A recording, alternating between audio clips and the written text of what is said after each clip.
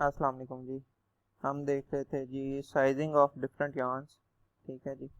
और इसमें हमने अभी तक देखा है स्पन और फिलामेंट यार्न्स की साइजिंग देख ली है कि किस तरह की जाती है। अब हम देखेंगे कि टेरी टॉवल की किस तरह से साइजिंग की जाती है। ये सारा हमने डिस्कस कर लिया। ओपन एंड लोडिंग स्पन का भी, फॉर्म्ड और कार्डेड का डिस्कस कर लिया। अब देखते हैं जी sizing of terry towel. The terry towel are woven with two warps, the ground warp and the pile warp, supplied to the loom on different beams. अब उन्होंने कहा है कि जी दो वार्प होते हैं। ये एक मशीन है, विविंग मशीन या विविंग लूम, ठीक है, जिसके ऊपर दो वार्प होंगे हमारे। दो वार्प मीन्स के दो बीम लगेंगे। एक ऊपर वाले हिस्से में बीम लगा होगा और एक नीचे होगा, जैसे नॉर्मल विविंग लूम के ऊपर होता है। ठीक है।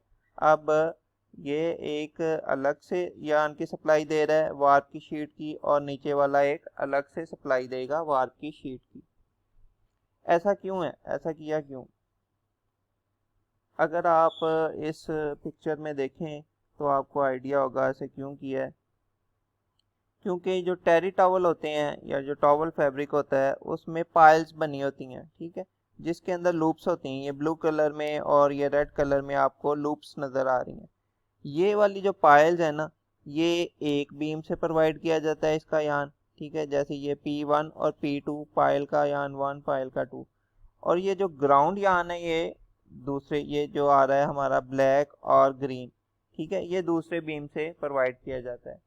तो चूंकि दोनों यान्स की मिकदार डिफरेंट है, ठीक है, अब एक बीम ने ज़्यादा यान रिलीज करना है, दूसरे बीम ने कम रिलीज करना है, इसलिए हम two set of warp threads use करते हैं या दो डिफरेंट बीम लगाते हैं। The ground warp is generally plied yarn. ये जो ग्राउंड वार्प होता है ये नॉर्मली प्लाइड यान होता है, डबल यान होता है। ठीक है, सिंगल प्लाई नहीं होता, टू प्लाई यान होता है। ये देखें, ये टेरी टॉवल थोड़े से मैंने दिखाए हैं मुख्तलिफ तरह के कि इस तरह का जो फैब्रिक बनाया जाता है वो किस तरह से बनता है और उसकी साइजिंग किस तरह से की जाती है।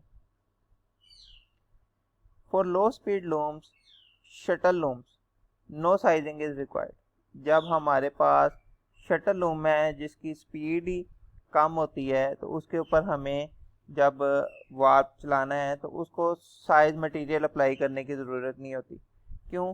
क्योंकि एक तो ऑलरेडी जो टॉवल का यान होता है वो ज़रा कोर्स होता है, ठीक है। नंबर टू, वो प्लाइड यान भी है, टू प्लाई डबल यान है, तो उसकी स्ट्रेंथ ऑलरेडी अच्छी होती है, ठीक है। तो उसको, और उसने चलना भी अगर स्लो स्पीड मशीन के ऊपर है तो हमें उसकी साइजिंग करने की ज़रूरत नहीं पड़ेगी, ठीक है।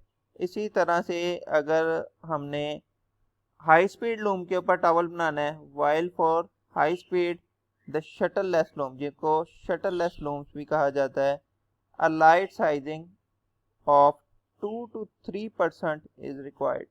ठीक है, तो जब हम हाई स्पीड मशीन पे चलाएंगे जिसकी स्पीड काफ़ी ज़्यादा होगी, ठीक है, 1000 RPM है, 400 है, 500 है, ठीक है, शटललेस कोई भी प्रोजेक्टाइल है या एयरजेट है, तो उस लूम पे बनाने के लिए हमें थोड़ी सी इसको साइजिंग करनी पड़ेगी। 2 से 3% साइज मटेरियल इसके ऊपर हम अप्लाई कर सकते हैं ताकि थोड़ी सी स्ट्रेंथ इसकी इम्प्रूव हो जाए और ब्रेकेजेस कम हो। Sometimes using only PVA with some softening agent can be used। तो अब डिफरेंट केमिकल्स इसके लिए यूज़ करेंगे तो उसमें क्या होगा कि सिर्फ PVA और कोई सॉफ्टनिंग एजेंट यूज़ करके हम इसकी साइजिंग कर सकते हैं, ठीक है। हमें इसमें स्टार्च या और कोई एडहेसिव डालने की ज़रूरत नहीं होगी। सिंपल PVA और कोई सॉफ्टनर के साथ यूज़ करके हम इसकी थोड़ी सी साइजिंग करके स्ट्रेंथ इंक्रीज कर सकते हैं। अच्छा, ये इसमें टेरी फैब्रिक की क्रॉस सेक्शन दिखाई गई है। इसमें ये पायल आप देख सकते हैं, ये जो रेड कलर में है, ये यहाँ पे है जो लूप सी बनी हुई, इसको पायल फैब्रिक, पायल यान कहा जाता है, ठीक है। The Payal warp is always a very courser यान। अब ये जो पायल का यान है ये ज़रा कोर्स होता है, थिक होता है, मोटा होता है ग्राउंड की निस्बत। अगर आप अपने टॉवल्स देखें जो घरों में इस्तेमाल होते हैं, तो आप उसका ग्राउंड यान देखेंगे और पाइल वाला यान देखेंगे तो आपको फ़र्क नज़र आएगा। आपको पता लग जाएगा कि जो पाइल का यान है वो ज़रा कोर्स होता है।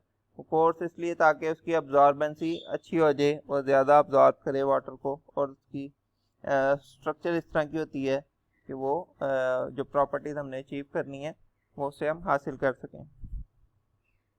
दिस यान is size with little size percentage. अब क्योंकि वो कोर्स यान होता है इसलिए उसको ज़्यादा साइज की ज़रूरत ही नहीं होती, क्योंकि उसमें ऑलरेडी स्ट्रेंथ अच्छी होती है।